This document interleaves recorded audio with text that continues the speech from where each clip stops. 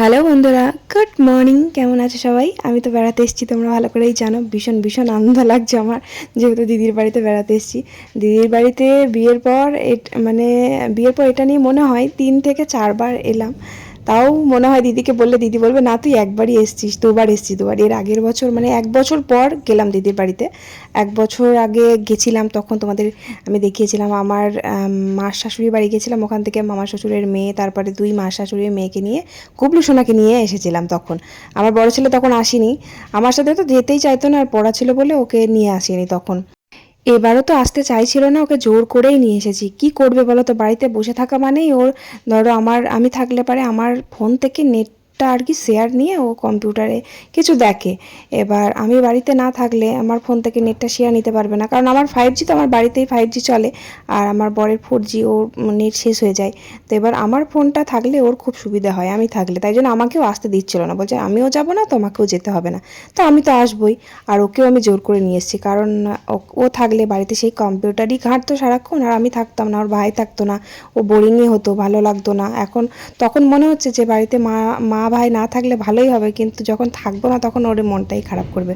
ওই জন্য ওকে ভালো করে বুঝিয়ে সুঝিয়ে নিয়ে এসেছি। যতদিন ঘুরতে পারে 2-4 দিন, বেশি দিন থাকা হয়তো হবে না, কারণ ওর আবার স্কুল ভর্তি আছে, তারপর রেজাল্ট আছে, সব কিছু আবার নতুন করে ক্লাস শুরু হবে, ক্লাস 7-এ উঠবে এবার। তো তার জন্য বেশি দিন থাকা হবে না। যাই হোক, তো ঘুম থেকে তো এমনিতেও বেলাতে উঠতেই চায় না, বাড়িতে থাকলেও সেই 9টা 9:30, স্কুল না থাকলে আর যেদিন স্কুল থাকে সেদিনকে তো উঠে পড়তে হয় অগত্যা, তাও আবার দেরি করে 8:30টার সময় ঘুম থেকে ওঠে। আমি তো ডেকেই যাচ্ছি, উঠলোই না কিছুতেই, তারপর আর ডাকিনি, থাক ঘুমুক, আর তাছাড়া কোনো চাপ নেই, না পড়া আছে না স্কুল আছে, ও ঘুমুক। তাই আর বেশি বকাঝকা করলাম না, ওপরে চলে আসলাম। ব্রাশ করবো বলে ওপরে এলাম গুবলুকে নিয়ে। আর দিদিদের ছাদটা দেখো, ওদের চায়েদের ছাদ, মানে দুই যা একসাথে আর কি ছাদটা সেট করা। তো এবার এই ছাদ থেকে ওই ছাদে যাওয়া যাচ্ছে। আমার বাপের বাড়িতেও কিন্তু এরকম, মানে এই ছাদ থেকে ওই ছাদে যাওয়া যেত, মানে আমার জেঠিমাদের বাড়ির ছাদ, আমাদের ছাদ একটাই, মানে জয়েন্টে ছিল আর কি। এই ছাদ থেকে ওই ছাদে যেতাম, মানে আমাদের ছাদ দিয়েই জেঠিমাদের বাড়িতে চলে যাওয়া যেত সিঁড়ির ঘর দিয়ে। যাই হোক, তো এবার ছাদে এলাম, আর ওয়েদারটা দেখো কেমন মেঘ মেঘ করছে। আমাদের আবার চাষে সব কিছু এখন ওঠার টাইম, পেঁয়াজ লাগানো আছে ওদিকে, আবার সর্ষে আছে। সর্ষে তো আমার বর বলছিল যে কেটে বাড়িতে নিয়ে চলে এসেছে, এখনও পেঁয়াজ আছে, আলু আছে, তো সেগুলো তুলবে। তার জন্যই তো চিন্তা হচ্ছে, যদি বৃষ্টি হয়ে যায় না তাহলে সর্বনাশ হয়ে যাবে। তো এবার মেঘমেঘ হয়ে আছে ওয়েদারটা, শুনছি নাকি বৃষ্টি হবে। যদি সব তোলার পর বৃষ্টি হয় তাহলে তো চিন্তা হয় না, আর তোলার আগে যদি বৃষ্টি হয়ে যায় ব্যাস, তাহলে হয়ে গেল। আগের বছর তো কোনো ফসলই ঘরে তুলতে পারিনি, ওই যে বৃষ্টি তো হয়েছিল, তারপরে আবার সেই জলের জন্য জলটা আর কি সেই খারাপ ছিল আমাদের পুকুরের জলটাতে, সেই ঘাস মরা বিষ নাকি দিয়েছিল, সেই জল সমস্ত ফসলে দেওয়ার কারণে ফসলগুলো সব নষ্ট হয়ে গেছিলো। তো আগের বছর কোনো ফসলই ঘরে আনতে পারিনি, মানে সর্ষেটা তাও সর্ষেতে জল দেয়নি বলে সর্ষেটা ভালো ছিল ওই জল। যাই হোক, তো কি হবে জানি না এবার। তো তারপর আমরা এই যে ছাদে ব্রাশ করছি, আমার বড় ছেলে তো উঠেই এলো না ছাদ থেকে। বেশ ভাল লাগছে, ছাদটা নাড়া ছাদ, কিন্তু মানে আলসে করেনি, আমাদের ছাদের মতনই আমার বাপের বাড়িতে এরকম ছিল। তো ভয়টাই লাগছে না আমার, যেহেতু ছোটোবেলা থেকে দেখে অভ্যস্ত হয়ে আছি। আর ওই যে দিদি দেখো রাস্তায় সবজিওয়ালা এসছে, সবজি নিতে গেছে। এখানে একটাই সমস্যা, এখানে কিন্তু মানে সব কিছু পাওয়া যায় না। এখানে সবজি কিন্তু পাড়ায় বিক্রি করতে আসে, এখানে বাজার কিন্তু অনেকটাই দূরে, লোহাসার ভেতর, মানে গ্রামটার নাম কিন্তু লোহাসা, মানে দেবগ্রাম থেকে ভিতরে অনেকটা।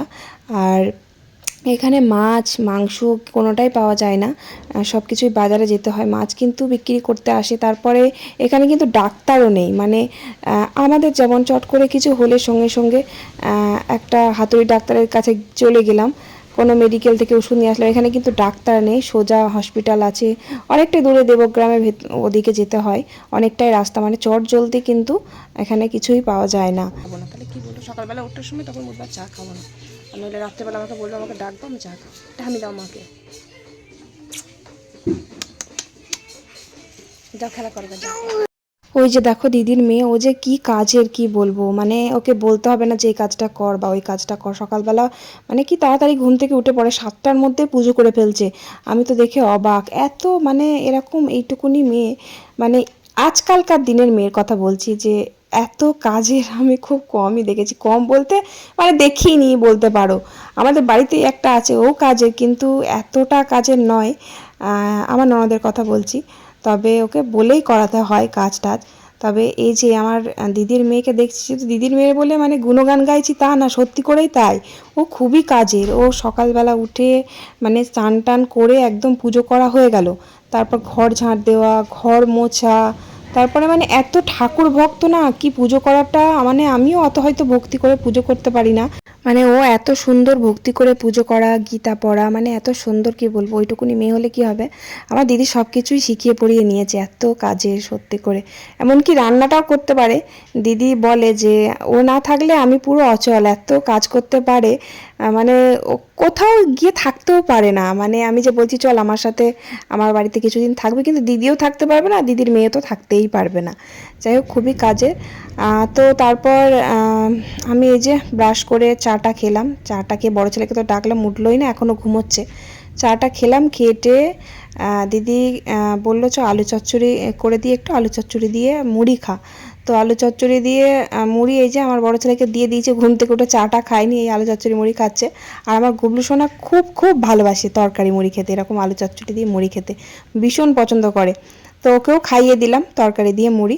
আর দিদিকে একটু হাতে পাতে একটু সবজিগুলো কেটে দিলাম। কি করব, কাজ তো নেই, কি করব, বেশ গল্প করছি বসে বসে, আর একটু হাতে পাতে একটু হেল্প করে দিলাম। আর আজকে নিরামিষ রান্না, আজকে বৃহস্পতিবার, তাই দিদি বলছে কি রান্না করব বৃহস্পতিবার, মানে পোস্ত কর, একটু ডাঁটা দিয়ে পোস্ত কর।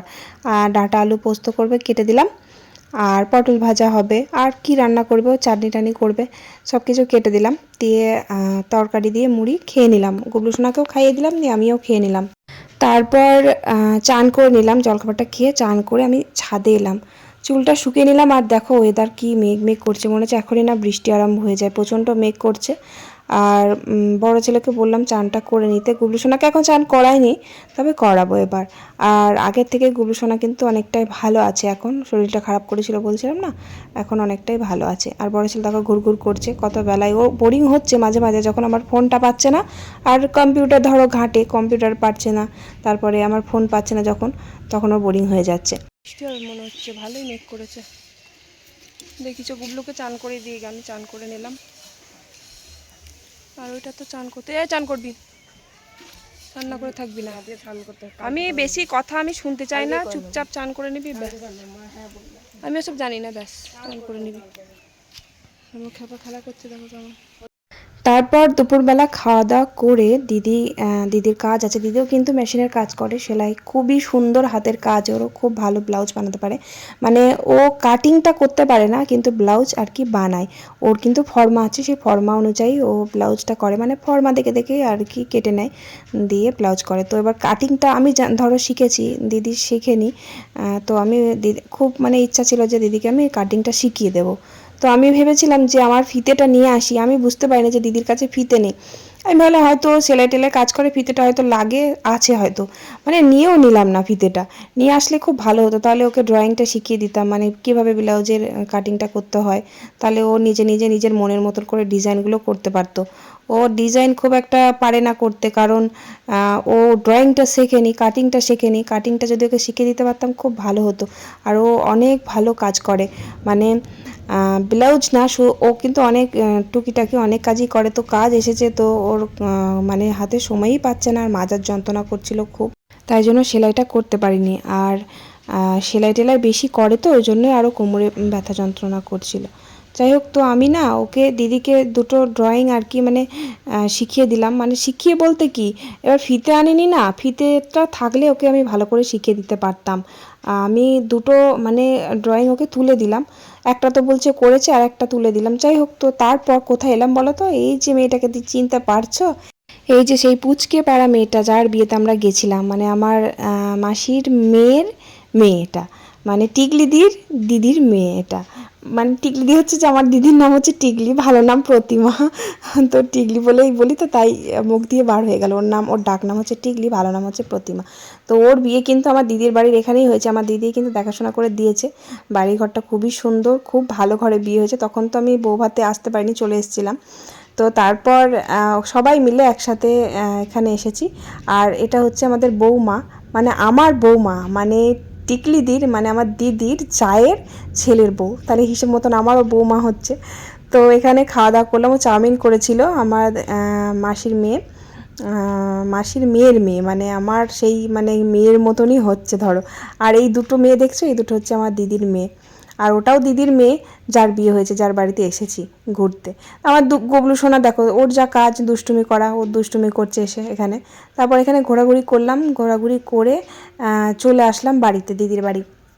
তো এখানে দেখো দিদির মেয়ে লুচি ভাজছে এখানে। এখানে লুচি হবে রাত্রে, মানে রাত্রের মেনু আর কি, লুচি হবে আর ঘুগনি হবে। ঘুগনিটা আমাদের বৌমা করবে, আমাদের বৌমা বলতে যে বললাম টিকলি দিয়ে চায়ের ছেলের বউ। তো এবার ও এত ভালো রান্না করতে পারে, মানে ওর অসাধারণ হাতের রান্না। তো ও ঘুগনিটা বানাবে আর এদিকে আমার দিদির মেয়ে লুচিটা ভাজছে। শুয়ে আছি, কালকে বাড়ি চলে যাব, ব্যাগটা গুছাবো এবার। বাড়ি যাওয়ার কথা ছিল শুক্র শনিবার দেখে, কিন্তু আমার বর ফোন করে বললো অসুবিধা হচ্ছে, কালকে ওই আমাদের পেঁয়াজ তুলবে মাঠে, অসুবিধা হচ্ছে ধরো। এবার বাড়িতে পেঁয়াজ টেয়াজ তুললে একটু কাজের চাপ বেশি থাকে, তো তার জন্য এবার আমাকে চলে যেতে বললো, তাই চলে যাব। আর রবিবারে এসেছি, রবি সোম মঙ্গল বুধ বৃহস্পতি, অনেকদিন হয়ে গেল যাই। কালকে আবার বড় ছেলের রেজাল্ট দেবে, কিন্তু আমি তো সকালবেলা যেতে পারবো না, আমি দুপুরের দিকেই যাব, খাওয়া দাওয়া করে দুপুর 2টোর দিকে যাব, কারণ অত সকালে আমি যেতে পারবো না, অনেকটা দূরের রাস্তা, উটোপাটা করে গিয়ে আবার স্কুলে রেজাল্ট আনা অসম্ভব। আমি ভাবছি রেজাল্টটা যেদিন ভর্তি করব সেদিনকে রেজাল্টটা নিয়ে নেব। এখনও ব্যাগ গোছানো হয়নি, চারিদিকে জামা কাপড় ছড়িয়ে ছিটিয়ে আছে। আর ওদিকে দিদির লুচি ভাজছে না, দিয়ে লুচিটা তো দিদির মেয়ে ভাজলো, খুব কাজে প্রচুর কাজ করে, সারা দিন কাজ করে, মানে এত পরিষ্কার করে কাজ গুছিয়ে করছে না, দেখলে অবাক হয়ে যাবে। তো এই যে এই হলো বৌমা, বৌমা ঘুগনি রেডি করে ফেলেছে। আর ওদিকে মেয়ে জামাইকে নিমন্ত্রণ করা হয়েছে, মেয়ে জামাই খেতে আসবে রাত্রেবেলা, মানে ওই যে বৃষ্টি যার বিয়েতে গেছিলাম দিদির মেয়ে, ও আর ওর বর আসবে রাত্রে খেতে। আর এদিকে গুবলু একটা বাটি নিয়ে এসেছে, ওকে ঘুগনি দিতে হবে। তো এবার ওকে একটু ঘুগনি দিল বৌমা, দিয়ে ও খেতে গেল। এই যে দেখো, মানে ওর এখন খেতে ইচ্ছা হয়েছে, এই ঘুগনিটা ও বসে বসে খাবে, ঝাল হলেও কিন্তু খাবে। ওই যে একটা বাচ্চা দেখছো, ওই বাচ্চাটাই আর কি একটু বাটি করে নিয়ে খাচ্ছিল, তাই ওর খুব ইচ্ছা হয়েছে, ও খাবে। আর রাত্রের মেনু বললাম লুচি আর ঘুগনি আর মিষ্টি। আমার দিদি বসে আছে, তাকে বলছে তুই ক্যামেরাটা অন করিস না, আমার ভালো লাগছে না আমাকে দেখতে, তাই জন্য বলছে ক্যামেরা অন করিস না। আমি বলছি দেখ এটাই স্মৃতি, আমি তো কবে আবার আসবো তার কোনো ঠিক নেই, এই যে ভিডিওর মধ্যেই রয়ে যাবে এইটুকুই, তাই না? এটাই মানে ধরো আমি ভিডিওটা আপলোড করব, সারা জীবন থাকবে, যতদিন আমার চ্যানেল থাকবে ততদিন কিন্তু এই স্মৃতিগুলো রয়ে যাবে, তাই না? সেই জন্যই আর কি ব্লগটা করা অবশ্যই। তো যাই হোক, লুচি ঘুগনিটা কিন্তু অসাধারণ হয়েছিল। আর আমার দিদির মেয়ে লুচিগুলো ভেজেছে, ওদিকে আমার দিদি বেলে দিয়েছে। যাই হোক, রাত্রের খাবারটা খেয়ে নিলাম, তারপর আর কি এই যে শুয়ে পড়লাম। তুমি কাল বাড়ি যাবে না মাসির বাড়ি থাকবে বলো? বাড়ি যাবে। আর তুই বাড়ি যেতে চাস না মাসির বাড়ি থাকতে চাস? বাড়ি যাবো। বাড়ি তো যাবা তোমরা, তাছাড়া তো বাড়ি ছাড়া কোথাও জায়গা নাই, তো ঘুরতে আসলে তো তোমার অশান্তি লাগে সব। চলো, বাড়ি গেলে তো কম্পিউটার ঘাঁটতে পারবে না বাবা, বাড়ি গেলে কম্পিউটার ঘাঁটতে পারবে, কালকে সকালে যাবো না বিকেলে যাবো। চলো খাওয়া দাওয়া করে সকালে যাবো, কালকে সকালে যাবো। কম্পিউটার ঘাঁটতে যাবে আর মা টাটা করে দাও, এই টাটা করে দে, টাটা করে দে, টাটা করে দে। সকাল সকাল তাদের উঠে পড়বি বাবু, চান করে নিবি। আর মই চান করে নেবো সকাল। টাটা করে দাও সবাইকে, ফ্লাইং কিস দিয়ে টাটা করে দাও।